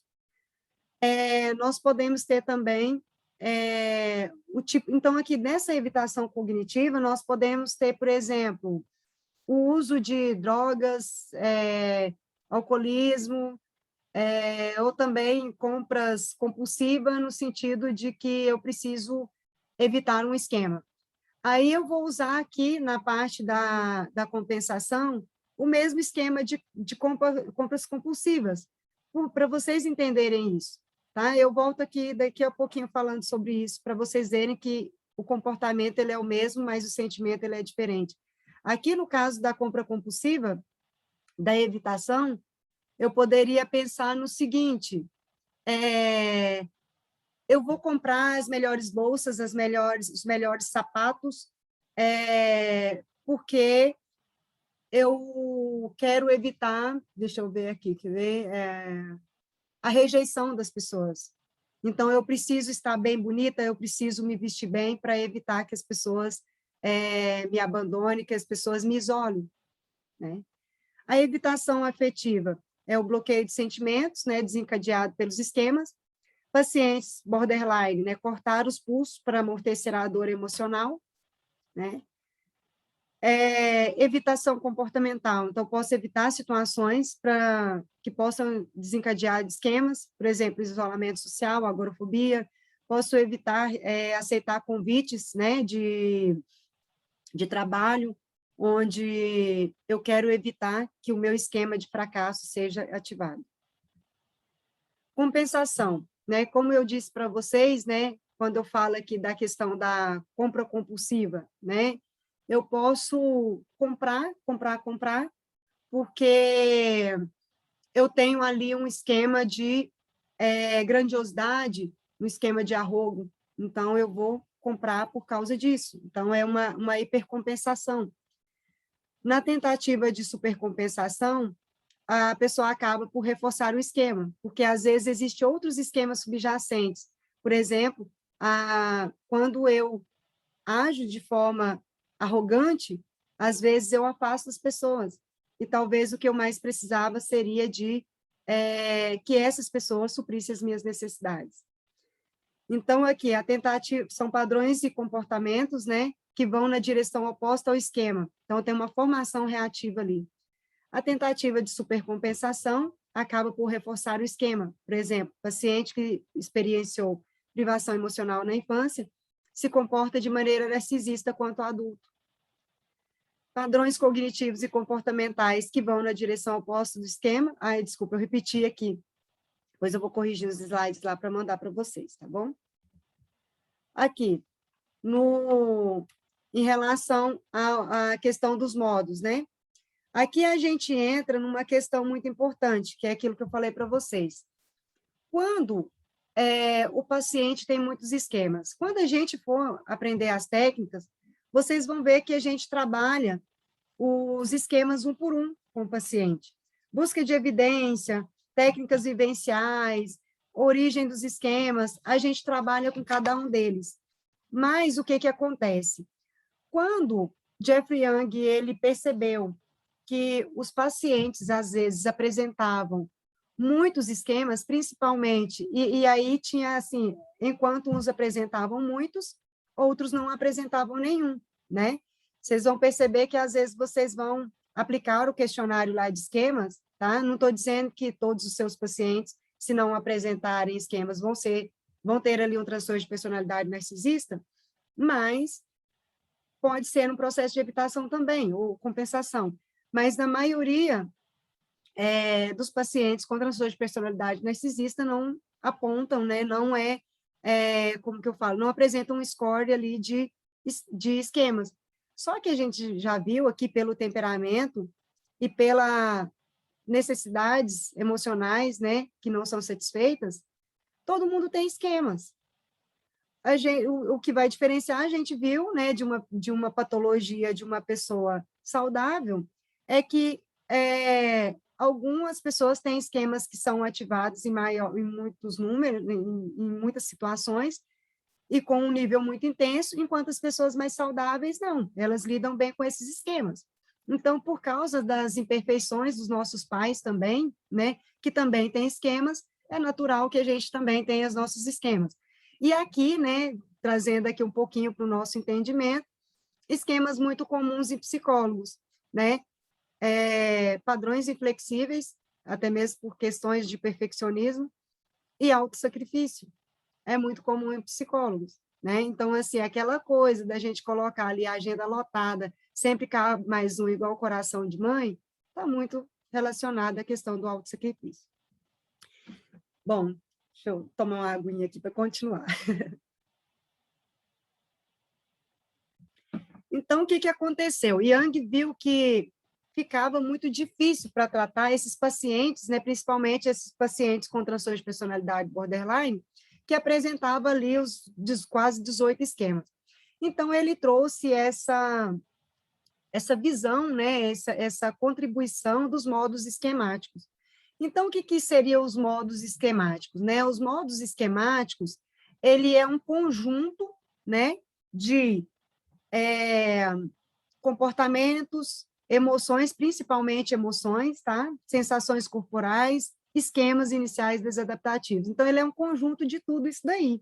E ao contrário dos esquemas, Aqui nos modos, nós temos o estilo de enfrentamento como modo, nós temos o comportamento como modo, e a gente vai ver isso. Então, o Yang desenvolveu, né, para complementar, né, a terapia do esquema. Então, assim, ela não substitui, então não é um modelo de terapia mais avançada. Ela avançou no sentido do entendimento dos modos. É um estado predominante em um determinado momento. Isso é de extrema importância. Por quê? Enquanto nos esquemas nós temos um traço de personalidade, aqui nos modos nós temos um estado. O que significa isso? No mesmo momento que eu posso estar com raiva, né, eu posso, pode acontecer alguma coisa ali, o meu patrão dizer alguma coisa para mim e eu reagir a ele, aquele comportamento dele ali de uma forma muito reativa e de forma impulsiva. Mas aí eu posso também dar 2 passos para trás e me acalmar, e aí me sentindo vulnerável, com medo de perder o emprego. Então, assim, são emoções, né, são estados de humor que acontecem no aqui e agora. Estratégia também para enfrentar, né, para superar a evitação e a compensação, que o Yang desenvolveu esses conceitos. Então, aqui eu falei, né, um estado emocional, cognitivo, comportamental e fisiológico que emerge num determinado momento. São ativados quando as necessidades emocionais básicas não são supridas, tá? Então, aqui nós temos o modo criança. O modo criança são os modos inatos, né? Então, todos nós temos esse modo criança, né? E aí nós temos aí, né, a criança vulnerável, e essa criança vulnerável, lembrando lá dos esquemas, ela pode ser uma criança abandonada, ela pode ser uma criança dependente, uma criança incompetente, isso vai depender do sentimento dessa criança. Nós temos também ali a criança raivosa, né? Essa criança raivosa, ela é a criança injustiçada por não ter recebido ali uma necessidade emocional básica. Temos também a criança sem limite, né? Essa criança sem limite é uma criança, como eu disse para vocês, imediatista. Eu fico com raiva e, de imediato, eu brigo com o meu chefe. Nós vamos ter também, lembra dos estilos de enfrentamento, lá nos esquemas? Nós também temos os modos de enfrentamento aqui. Aqui nós temos um modo de enfrentamento resignado, né, que vai diminuir ali a ativação emocional, e nós temos ali o capitulador complacente, né, aquele modo que, tá tudo certo, né, tá tudo normal, não aconteceu nada. Aí nós temos também os modos evitativos. Lembrando, gente, que todos esses 3 modos, eles fazem parte da nossa sobrevivência. Quando nós pensando lá na evolução, na teoria de evolução de Darwin, Darwin já apresentava para nós esses 3 estilos: luta, fuga e congelamento.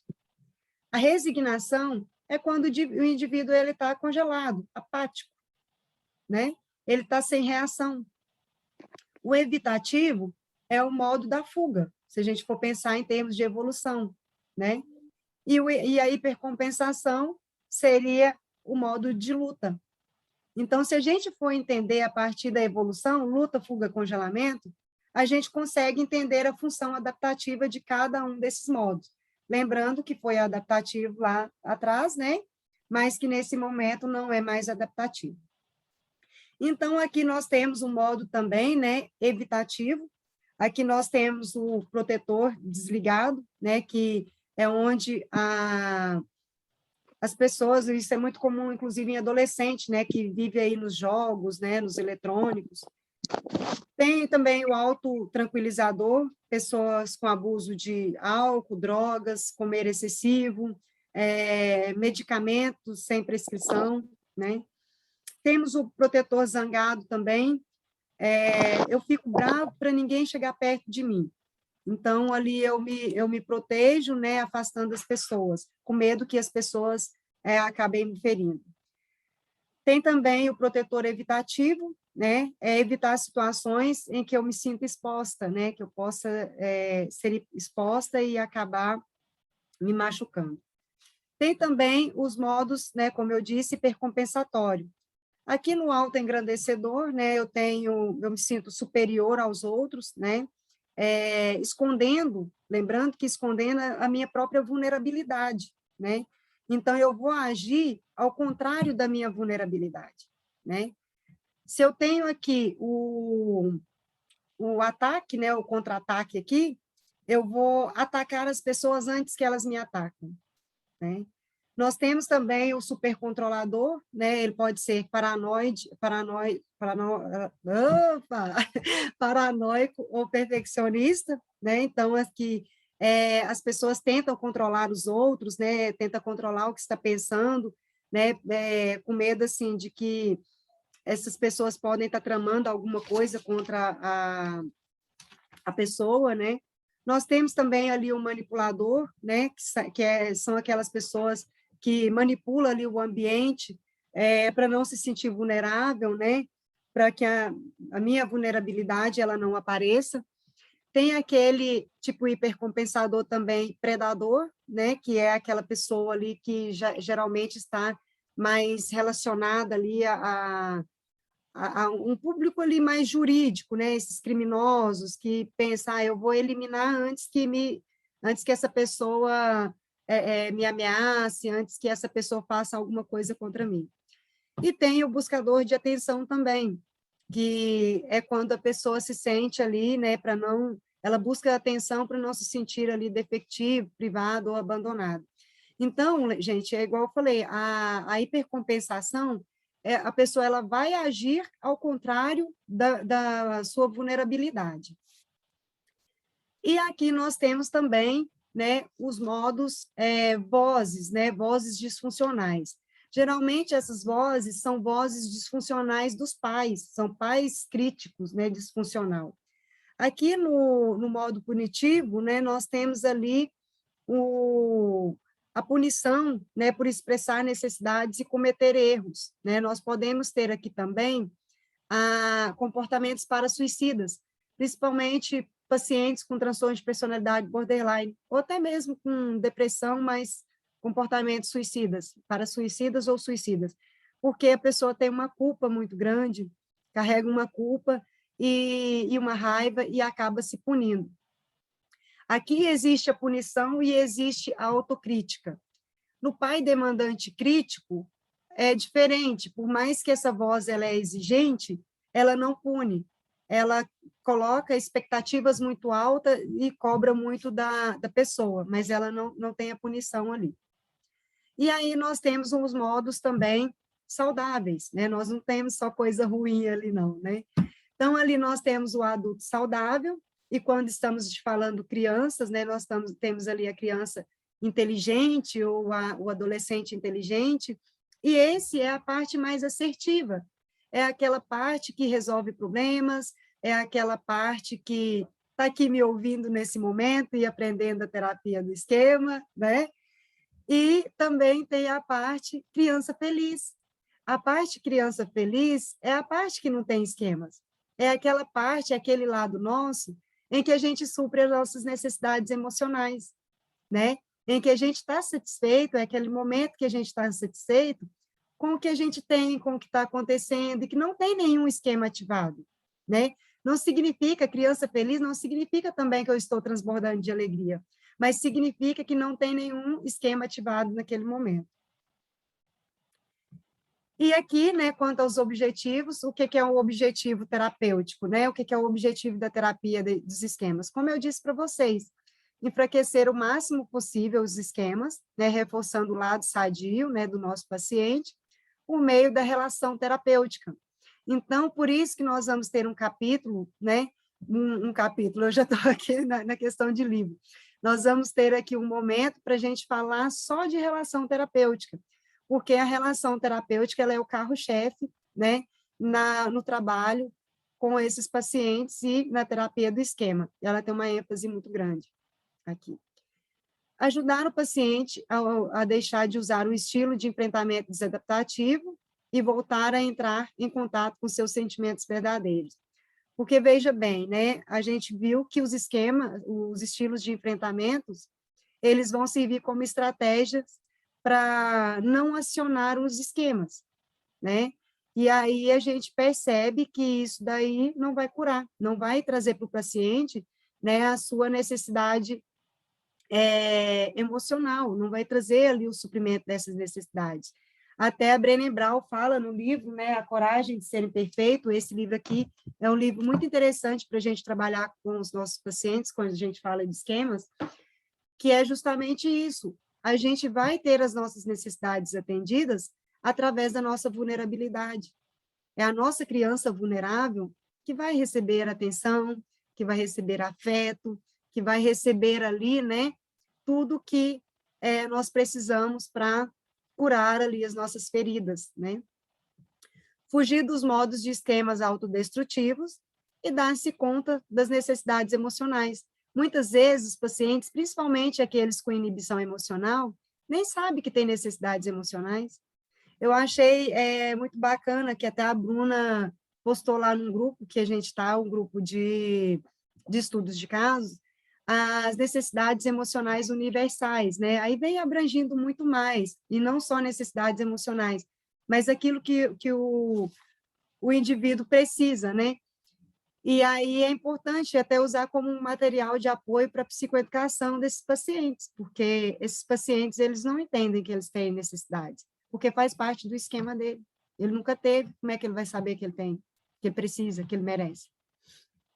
E aí, né, eu trouxe aqui algumas referências, né, como eu disse para vocês, né, a gente vai usar aquelas referências dos 3 livros que eu mandei, e quando eu trouxe alguma coisa sobre a infância também, eu usei desse aqui, né, mas foi muito pouca coisa, foi mais para trazer exemplos, né, que eu já li esse livro em outros momentos, e o que eu aprendi, né, sobre a parte da criança, dos adolescentes, foi mais baseado nesse livro, por isso eu fiz questão de trazer aqui, para dar créditos também para os autores, né? Bom, gente, o que eu trouxe para esse nosso encontro hoje foi isso, né? E eu queria, assim, como na TCC, né, o feedback de vocês, e também abrir para perguntas, né? Eu sei que é muita coisa, é um modelo de terapia sofisticado, como eu disse para vocês, vai precisar ali, né, de leitura, né, de rever esse vídeo aqui também, para vocês sedimentarem essa aprendizagem aí, bom? Então, pode abrir os microfones aí, fiquem à vontade. Pode falar, Nayara. Vamos bater um papo aqui. O Francisco que também falando. Cadê? A Regiane vai falar, que eu não estou vendo ninguém não, gente, só estou Pode vendo falar, você, é porque a Regiane. Nayara levantou a mãozinha, não sei se já estava ali, porque eu não estava vendo todo Tá. mundo. Não, eu levantei agora para fazer 2 perguntas. Obrigada, Val. Pode fazer. Uma para ver se eu entendi certo, né? Que a coerência cognitiva é aquilo que é familiar para a gente. Então, é como a gente vai agir de acordo com o que a gente já tem uma certa familiaridade, não é isso? É a química esquemática, isso mesmo. E eu queria saber também a diferença entre os E e Ds, que no caso são os esquemas iniciais desadaptativos, né? Sim. E o esquema desadaptativo remoto. Na verdade, hoje em dia a gente vai falando só sobre esquemas, né? Porque iniciais, porque foram formados lá na infância. E em alguns, nas literaturas, por exemplo, Weiner, outros autores, eles acabaram mudando, e até por uma questão de tradução da língua. Mas não existe diferença quando a gente fala de esquemas iniciais desadaptativos ou esquemas remotos, a gente está falando da mesma coisa.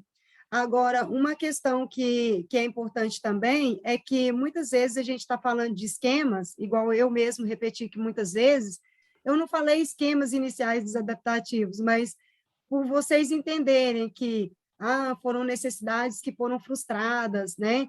Foram experiências nocivas continuadas. A gente já pressupõe que a gente está falando de esquemas iniciais desadaptativos, só que a gente fala só esquema. Sim, eu vou dispor os slides, a gravação, vai tudo para vocês, tá, gente? Pode falar, se alguém quiser abrir aí, é um bate-papo aqui agora para a gente pensar. Aonde é que vai ser disponibilizado esse material, Regiane? Todo no grupo de WhatsApp. Tudo que eu Tá. mando, as dúvidas eu vou respondendo por lá, pelo grupo. Até peço para vocês que, se tiverem alguma pergunta depois sobre o vídeo, que coloque no grupo. Porque, assim, muitas vezes, não sou eu que respondo. Os próprios colegas, né, alguém coloca lá e, às vezes, eu não posso responder naquele momento, então, os colegas vão ajudando também, né? Então, eu peço para vocês não focarem mais no grupo, deixar lá no grupo para a gente interagir por lá, tá bom? A minha pergunta é sobre o questionário do esquema. Porque tem aquele maior, que é o de 205 questões, e tem aquele de 90. Qual a diferença ali de um para o outro? Pesquisa. Porque, assim, na verdade, Jeffrey Young, ele fala para a gente para utilizar aquele de 235, né? Mas, assim, gente, convenhamos, acho que ninguém merece. Eu mesmo não utilizo. É muita pergunta, São muitas. Então, eu utilizo aquele menor. Mas o que ele fala, se a gente for tomar por base o que ele traz, é que, né, a gente precisa usar aquele com o maior número de perguntas. E aí foi atualizado. Embora as pesquisas atualizaram com um número menor de perguntas, no livro dele ainda continua para ser utilizado maior. Você vai disponibilizar esse questionário dele para a gente? Sim, sim. Certo. Assim, à medida que eu for falando sobre o assunto, o que eu for usando de instrumento, eu vou colocando lá para vocês também, assim como esses slides aqui. Vai lá para o grupo para vocês. Para eu fazer a correção, eu divido a quantidade de questão por 5, é isso, Regiane? Nós vamos falar sobre isso, mas é basicamente isso mesmo. Aí você chega numa média, aí essa média precisa ser igual ou maior que 4,5. Só que isso aí tem algumas nuances que a gente precisa entender da teoria para a gente poder avaliar. Então, não é somente, né, a questão da pontuação, a forma quantitativa. Então, por isso que eu prefiro, assim, que a gente fale mais sobre os questionários, quando a gente estiver falando de avaliação, que eu vou explicar para vocês por que quando não dá, né, um score alto, igual a gente viu no transtorno de personalidade narcisista, né, não dá. Então, eu vou dizer que ele não tem esquema, né? E a gente viu que não existe isso. Então, tem algumas questões que a gente precisa avaliar por trás do questionário também. Alguém me perguntou alguma coisa aqui, podia explorar mais sobre a química esquemática. Priscila, a química esquemática, ela acontece também na TCC clássica. O que é a química esquemática, né? Eu vou me identificar com pessoas que têm características parecidas comigo, pessoas que eu me identifico. Por exemplo, não é à toa que, às vezes, os pais da gente falavam assim, meu anjo não bateu com o anjo de fulano, né? Isso é uma química esquemática. Então, assim, eu me sinto atraída em alguns relacionamentos, porque, às vezes, eu tenho esquemas parecidos com aquela pessoa, né?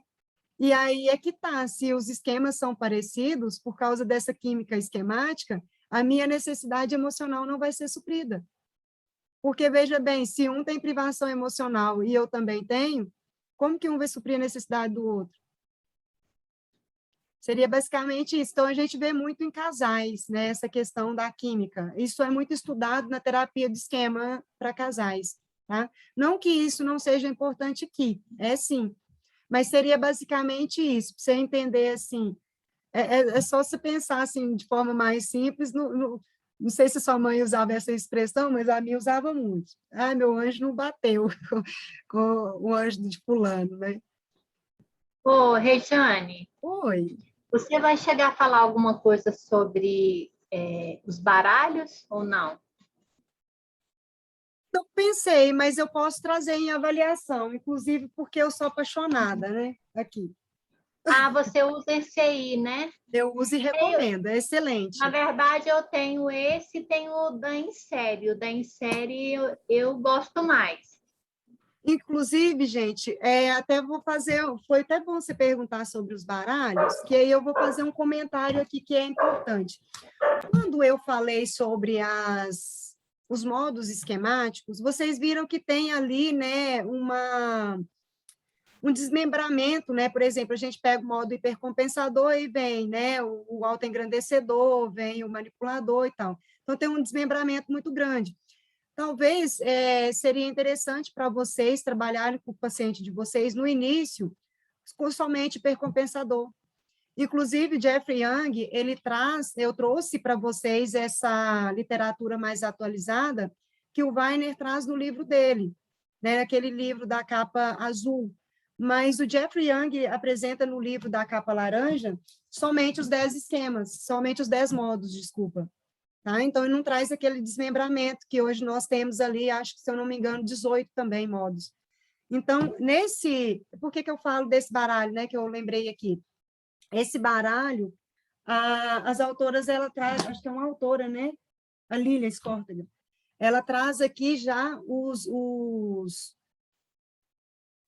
modos de forma já atualizada. Então, para vocês comprarem algum baralho, é mais interessante vocês olharem isso, tá? Se está falando só dos 10 modos ou se está falando dos 18. O que eu tenho que é da Insérie, inclusive é de uma menina, eu não sei, eu esqueci o nome dela, ela tem uma rede social até boa e ela é professora também, mas ela é do Nordeste. Uhum. E porque a Lília é do Sul, né? Eu não sei, eu assisti algumas lives a dela. A Lília é que trabalha com a Ana Rison, né? Que fazem vários trabalhos juntos. Mas esse da Insérie, ele é uma gracinha. Uma gracinha mesmo. E ele tem as necessidades, tem o baralho das necessidades e o baralho dos esquemas, entendeu? Ah, bacana. Se você puder mandar lá uma fotinha para nós, depois eu mando a foto desse aqui também. Eu vou mostrar para vocês. Eu vou lá na sala pegar, tá? Só um pouquinho. Tá bom, tá joia. Gente, aí, enquanto a Conceição vai lá pegar, se vocês quiserem perguntar, trazer alguma contribuição também, fica à vontade. Oi, Regiane. Eu quero agradecer. Meu Deus. Eu quero agradecer, foi muito bom, viu, essa aula. Obrigada.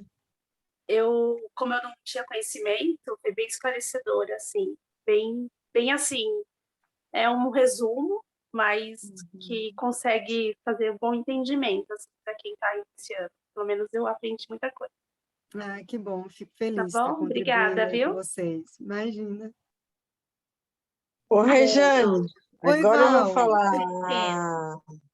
Eu queria perguntar o seguinte: são 10 esquemas ou 10 modos? Então, o que acontece? O modo, peraí, só para entender, o modo, pelo que eu entendi, o modo é tipo circunstancial, né? Não é o traço do esquema. É isso? O modo são estados. O modo ele vai envolver os conjuntos de esquemas que foram ativados no mesmo momento. Entendeu? Então, assim, por exemplo, às vezes o paciente é um paciente muito grave, né, com um transtorno psicológico muito grave, e aí são vários esquemas que são ativados. Por exemplo, paciente com transtorno de personalidade borderline, né? Ele pode estar ativado ali o modo punitivo, onde ele pune ali a criança vulnerável, aí eu já estou entrando no modo, né? Peraí. Tem a punição, aí pode ter ali o abandono, pode ter ali a questão deixa eu ver aqui, do abandono, da desconfiança e abuso, pode estar ativado ali vários esquemas ao mesmo tempo. Então, dificulta para o paciente, para ele trabalhar esses esquemas, entendeu? E para a gente também dificulta trabalhar no processo terapêutico. Então, quando são pacientes muito graves, a gente trabalha com os modos. E, na verdade, eu já estou trabalhando com os modos até com outros pacientes também. Por quê? Porque os modos você trabalha, às vezes, só com modos, mas você pode trabalhar integrando a parte dos esquemas para você fazer o diálogo. Depois você vai entender um pouco, quando eu estiver falando de técnicas vivenciais, você vai entender melhor sobre isso.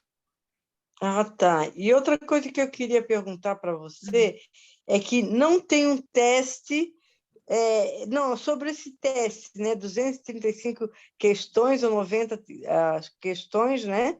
Atualizada.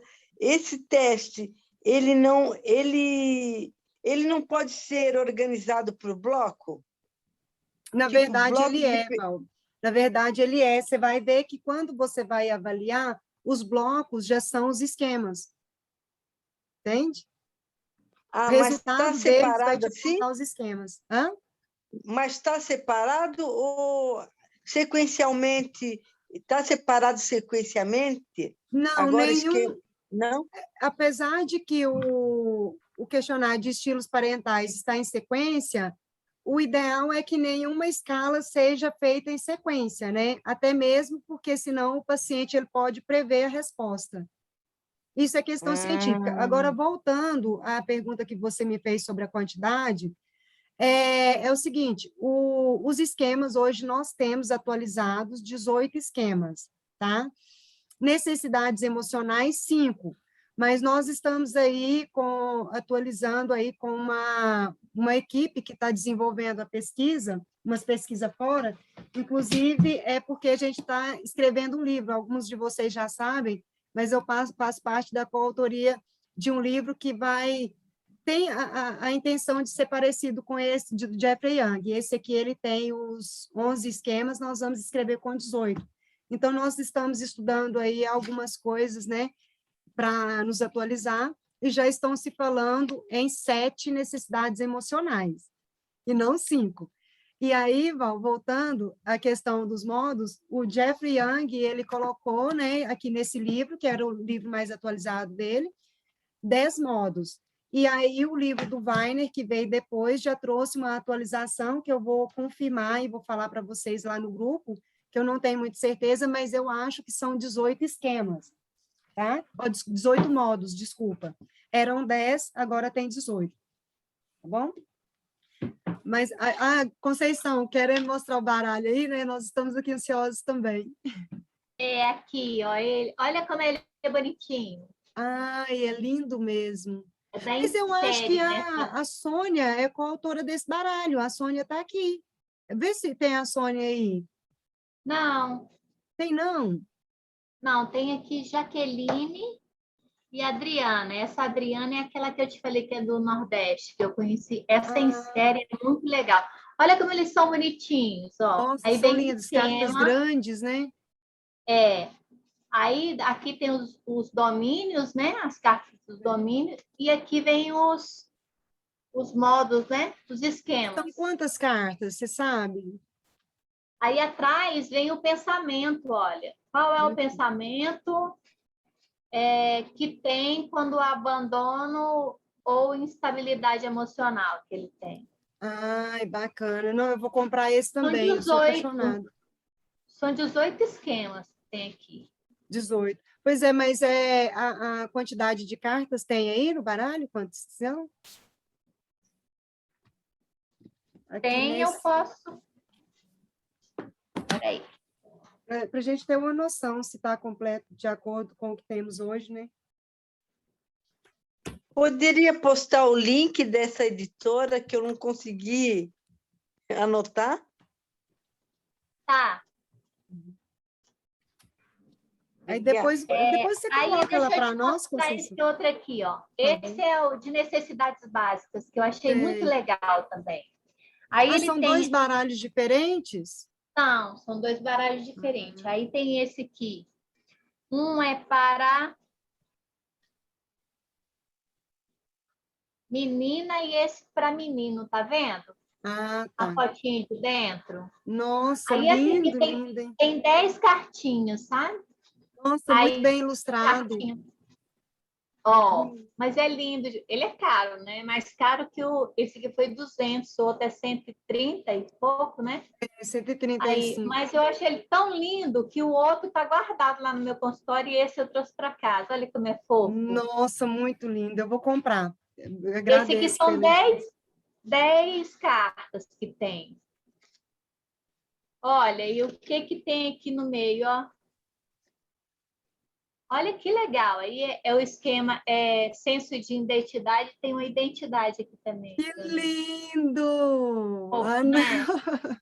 Eu amei esse baralho, gente. Muito fofo mesmo. Nossa, vai ser minha primeira aquisição. Adorei também. Quando eu fui comprar, que eu vi, essa em série assim, a empresa delas e é a que produz o baralho também, sabe?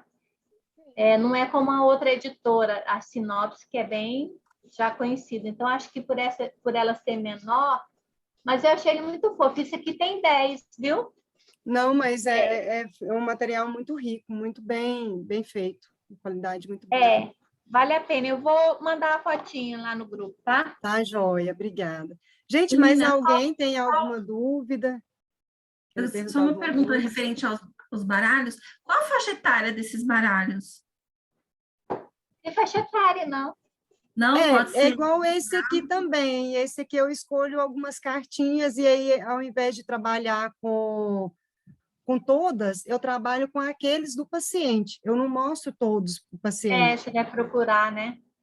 Eu já avalio e aí peço identificação ali. E quando eu vou trabalhar com crianças, aí eu uso o nome da criança mesmo. A gente vai ver que é mais fácil para ela identificar. Então, por exemplo, às vezes a criança fala assim, o adulto também fala, né? Tem uma cliente minha que falou assim, é aquele meu lado, né, Regiane? Você sabe, aquele meu lado birrento. Então, assim, ela é adulta, né? E a criança também, a gente trabalha dessa forma. Esse aqui, o que eu achei mais legal é que vem tudo, né, gente? Vem aqui na frente e atrás vem o pensamento que a pessoa tem. Porque a gente identifica através das distorções, né? Eu me perdia muito com outros, sabe? Com esse aqui que você fala ou não? Esse aqui eu fico mais perdida com esse aí. Eu já acostumei. Aí eu tinha que comprar essas cartinhas, quando eu vi essas cartinhas desse tamanho aqui, tudo, falei, eu vou comprar isso para mim. Não, mas é lindo mesmo. Gente, alguém pode tirar uma foto aí para nós, para a gente postar lá no Instagram? Agora tudo é postado, né? Arrumar os cabelos aí, passar o perfume. Cabelo. Quem pode tirar? Eu não estou conseguindo lembrar as teclas. As câmeras estão tudo fechadas, gente. Vocês podiam gente, vamos abrir com uma fotinha para a gente guardar. Vocês lembram quais são as técnicas, as teclas técnicas? As teclas para tirar foto pelo computador? Não sei. É o print. Pois é, mas não é só o print, não. Tinha outra técnica combinada. No meu computador é só isso. Vamos testar. Ctrl. Não deu, não. Alguém pode tirar aí para nós? Sabe como tirar? Adriane, cadê a Adriane? Adriane é boa para isso. Eu estou no celular, então só cabe 4 fotos, só uma tela, entendeu? Não é todos numa tela. Só no computador que aparece. Eu tiro. Só um minutinho, eu já te respondo, Priscila. Adriane, você consegue tirar para nós? Eu estou no tablet, eu estou vendo só você. Deixa eu tentar tirar no aqui, celular. tá? Sorriam aí. O meu é só o print mesmo, tá? Então, o print fica ótimo. Pois é o print screen, é só essa tecla. Você pode tirar para nós? Vou tirar. X. Tirei. Agora eu vou tirar com o celular, tá? Fica tá ótimo. Fácil.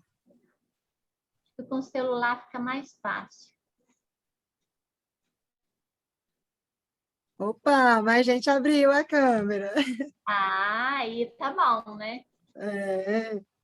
X.